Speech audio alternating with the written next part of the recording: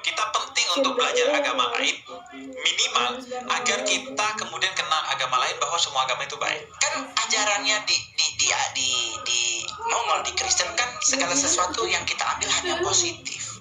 Ngapain kita ngambilin negatifnya? Gitu. Sama juga di satanik. Di satanik kita jujur aja, kalau boleh bilang kita penyesat iya. Tetapi ajaran yang kita terima, gua boleh jujur, gak semuanya tentang jelek. Yang positif apa aja? Unity. Apa itu? Persatuan. Yoi. Ada satu teman punya masalah keuangan. Kita nggak ada tuh, mari kita berdoa. Nggak ada. Berdoa agak selesai. Pinjol atau WA? Nggak ada. Itu saya ngomong di podcastnya Denny Sumargo. Saya ngekos toh. Ibu kos minta uang kos. Gua nggak punya duit, Bib. Gua datang ke pendeta ke tempat Mongol Bada. Gua bilang apa ke Bada? Pinjam duit, nanti gua ganti udah kerja nih, Magam. Ini ada surat-surat kita. Manggilnya Magam.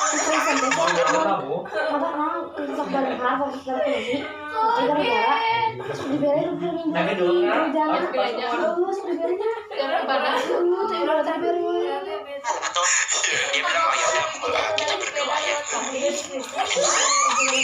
bilang, dia bilang begini, pokoknya Mongol tetap tidak percaya. Tuhan Yesus memberkati kita ketemu lagi hari Minggu ya Mongol ya. Tetap beriman. Gua kan bingung. Jika gua butuh duit. Gua pulang ke tempat kos, dipanggil sama ibu kosnya, sini kau Mongol, ada hepengnya. Gua langsung bilang, Bu kos kita berdoa yuk. Kan soalnya tadi gua didoain. Ya kan, nah kalau kami di satanik mohon maaf, Chef, nggak ada. Oke. Sumpah Habib, nggak ada begituannya. Ada ini. Emang lu lagi ada masalah?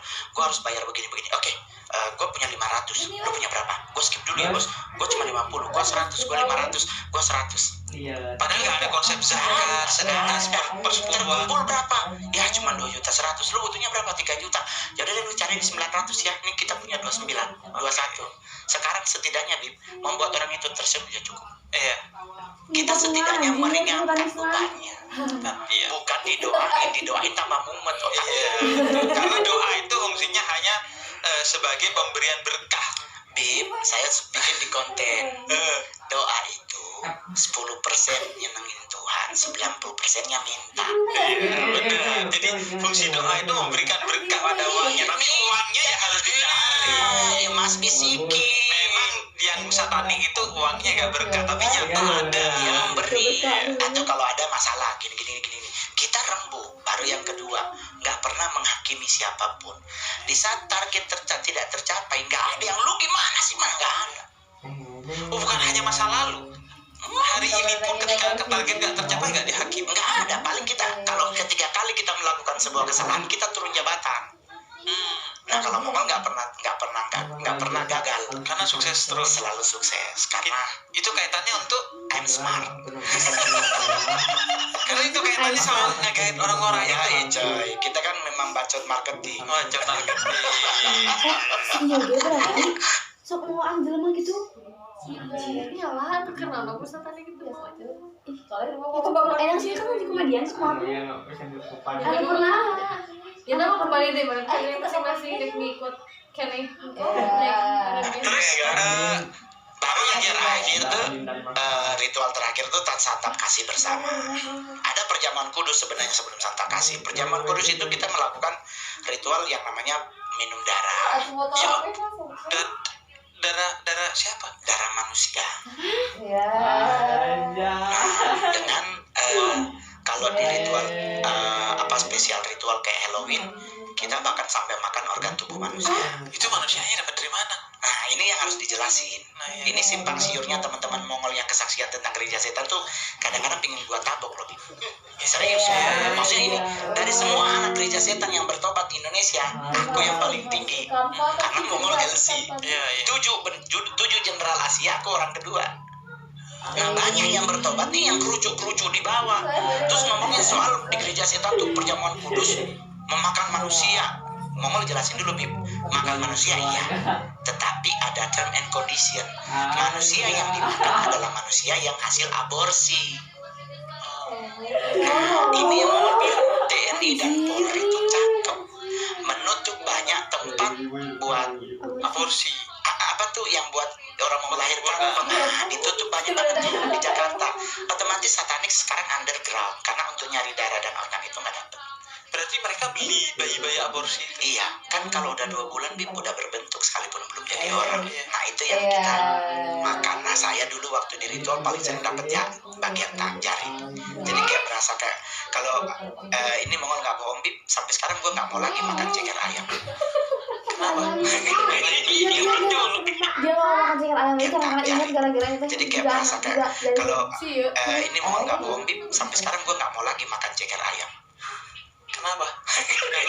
Ingat dulu. Ya Allah Bapak di surga. Jadi Ya Allah. itulah masa lalu Bib. Tapi justru dengan masa lalu itu gue membentuk gue tidak. Ingat dulu. Ya Allah Bapak di surga.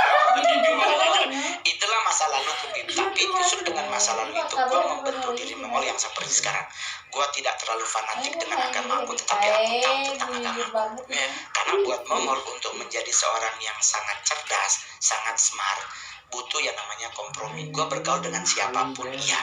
Gue nggak peduli dia mungkin Habib yang ngomongnya marah-marah, gue nggak peduli. Buat gue selama gue dapet hal yang positif dari beliau, gue terima. Karena lu udah pernah disatani dan ada hal positif di sana. Dan gue lebih memilih untuk yang sudah percaya dengan Tuhan.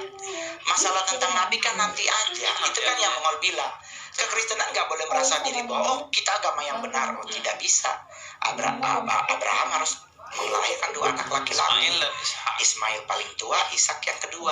Tapi kalau kita mau baca benar Alkitab, dua-duanya diberkati tentang hal yang sama. Akan menjadi bangsa yang besar, keturunannya seperti bintang di langit dan pasir di laut. Itu 2 hal yang sama berkatnya. Jadi kalau mau masalah ribut, nggak usah dibuat ribut. Palestina dengan Israel aja hari Jumat damai, hari Sabtu damai karena sebelah Sabat, sebelah sini. Dia tuh Jumatan. Ntar berantemnya hari lain. Berantemnya di mana? Bib orang tanya kan ngomong ini. Gue bilang ke teman-teman kami di Satanik tahu. Palestina dengan Israel berantem hanya memperebutkan sebuah tanah. Yang namanya Yerusalem. Siapa yang salah sebenarnya? Siapa? Di Satanik diajarin yang salah Abraham atau Ibrahim. Kenapa? Karena dia nggak bikin wasiat, tanahnya buat siapa? Iya kan dia wakaf. Harusnya lihat tuh. Abraham tuh harus ingat dia punya 2 anak. Apa ini tanah buat Ishak atau buat Ismail? Akhirnya berantem cuma buat tanah itu. Memang Yudea diantik ke atas diambil. Enggak ada, cuma disepetak lagi. Dan ini kita udah tahu kan Islam Kristen nih perang salib mati-matian, nggak taunya Yerusalemnya diambil Yahudi. Jadi kita bisa tadi bilang yang salah itu adalah bapaknya. Lagi-lagi itu branding dia untuk ngancurin wibawa para nabi. Yo, ijo. Itu makanya gue Satanik tuh selalu mencari celah untuk menjatuhkan para nabinya. Gak mungkin yang bos paling besar yang Allah atau Allah itu gak ada yang tahu dia berbentuk apa. Tapi Nabi ini, Isa, Yesus, Muhammad berbentuk manusia. Dicari celah. Kalau seorang Nabi kenapa poligaminya banyak, istrinya banyak, begini-begini. Kan mereka nggak mau, Satanik tuh nggak mau peduli bahwa itu ada term and condition, ada alasannya. Ambil beliau ini menjadi istrinya. Kalau gereja Satan kan nggak peduli itu. Yang penting ini adalah sesuatu yang salah. Nah, buat orang yang tidak punya dasar, dia nggak pernah datang tausiah. Hari Jumat juga datangnya udah 12:30, dikit lagi udah mau pulang. Padahal ada khotbah Jumatnya tuh bagus banget, nggak pernah muncul. Nanti udah datang ya. Gimana dia mau bertumbuh dan mengerti tentang firman-Nya kalau dia datangnya udah ibadah terakhir? Jadi sebenarnya Satanik ini klub gibah sih. Cuman gibahinnya gibahin nabi. Akhirnya ngumpul jadi Satanik. Ya ada yang suka gibah itu ya Satanik juga. Cuma versi mikro. Jadi gue setuju bahwa karena itu dalam tradisi kami Islam, khususnya tradisi Islam Nahdiyin, itu kecintaan pada nabi itu ditumbuhkan secara tinggi. Betul. Makanya kita sampai maulidan itu walaupun tidak di hari kelahirannya nabi, itu kita maulidan. Nikahan kita maulidan, syukuran kita maulidan, setiap malam Jumat kita maulidan, yaitu untuk membentengi kita. Betul. Bahkan sebagian orang menganggap lu gitu amat sama nabinya, mengkultuskan banget sampai keturunan nabi. Habib itu kan keturunan Nabi, sangat dihormati sama kami ya karena itu. Karena untuk menumbuhkan kecintaan, karena kita bisa mengenal Tuhan dari Tuhan itu sendiri karena dari hati kita. Tapi kita mengenal jalan menuju Tuhan itu hanya dari Nabi Muhammad. Dan karena itu di Islam ya, beribadah itu disetarakan dengan mengetahui. Jadi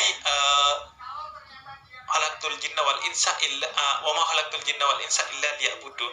Tidak menciptakan jin dan manusia kecuali untuk beribadah. Itu maknanya kata Ibn Abbas, liya'rifun, untuk mengetahui. Karena lo kalau ibadah doang nggak tahu maknanya, tersesat. Kayak kalau ya bahasa tadi, Kristennya harus dapat rema. Nah, ini apa nih? Ini ayat ini tuh mau mengajarkan apa kepada kita? Kalau enggak nanti dihajar sama kerusakan, penyesatan, dan di sana juga karena kita nggak tahu makna dari ritual-ritualnya, ya aja juga akhirnya kan didoktrin juga. Betul. Jadi itu yang mau bilang, bentengi diri dengan tadarusan. Setiap hari nggak usahlah 33 kali baca Al-Fatihah. Seganjil terendah pun keren. Karena mau bilang teman-teman yang beragama Islam, Al-Fatihah itu doa dua arah. Kenapa? Ke atas, ke sini, Ke dalam diri.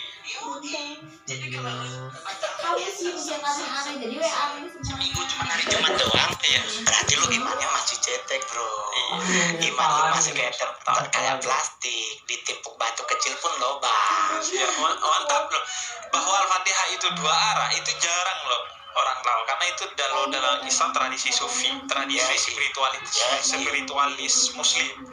Bahwa ini pertanyaan kenapa gue tahu? Udah tahu tapi masih aja. Jadi ngomongnya begini, Bib. Yang namanya satanik bayar listrik, bayar cai. orang agama pasti ada, tetapi dengan